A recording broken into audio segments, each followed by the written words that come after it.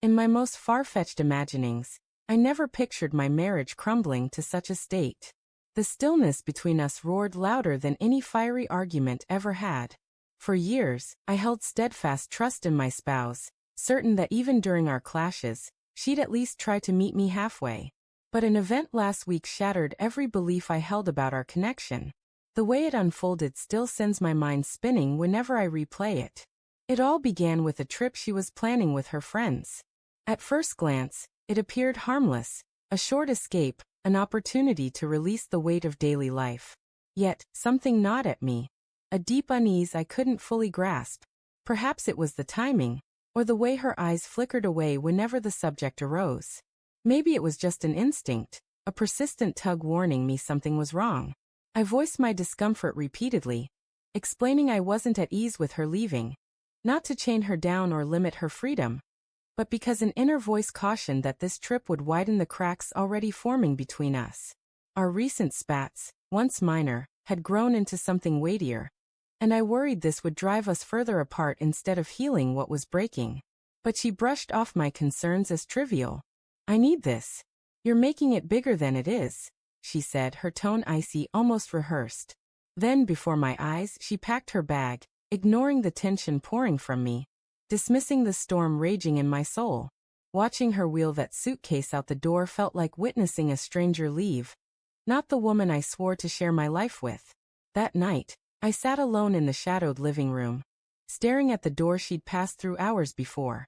I thought about reaching out, calling, texting, urging her to rethink her choice.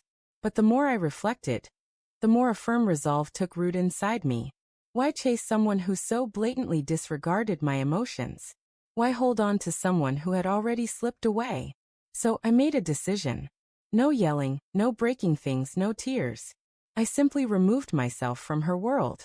I switched off my phone, severed all communication, and disappeared. I wanted her to feel the emptiness of losing the one person she depended on most. Hours passed, then the entire night.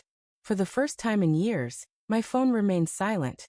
No sign of her name lighting up the screen, no goodnight text, no call to check in. I told myself she might not have noticed yet, perhaps too caught up in her supposed getaway. But as the hours dragged on, the silence became heavy, almost stifling. By morning, something shifted within me.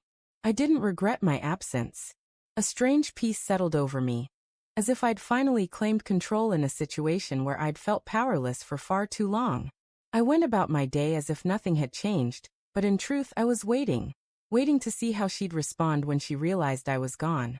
Then, in the late afternoon, a knock sounded at the door. At first I ignored it, but the knocks grew sharper, more insistent, tinged with panic. My heart pounded as I approached the door, my pulse so strong I felt it in my throat. When I opened it, there she was on the porch, her eyes puffy and red, her suitcase discarded at her feet. She didn't look like the self-assured woman who had left just a day earlier. She looked broken, frantic, terrified. For a long moment, neither of us spoke.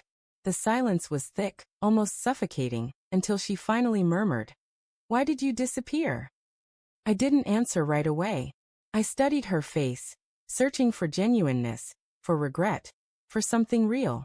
Then I spoke the truth I'd buried deep for too long. "Because you left me behind long before I ever walked away." Her eyes widened, tears spilling down her face. She stumbled over words, insisting the trip wasn't what I thought, pleading for me to understand. But in that moment, the details didn't matter anymore. What struck me was the painful clarity that the woman I'd entrusted with my heart didn't value me enough to stay when I needed her most. She kept begging, her voice breaking, but my mind was elsewhere. I wasn't angry anymore. I wasn't shouting. I wasn't even heartbroken. I felt free. For the first time, I saw the truth with unshakable certainty. Sometimes the greatest betrayal isn't cheating or lying. It's the simple act of turning away when someone pleads for you to stay. That day changed everything. She stood on my doorstep, shattered and begging, but I had already chosen my path. I wouldn't disappear again. I would move forward, without her. As I quietly shut the door, leaving her on the other side, a truth I should have seen long ago became clear. Love without respect is no love at all.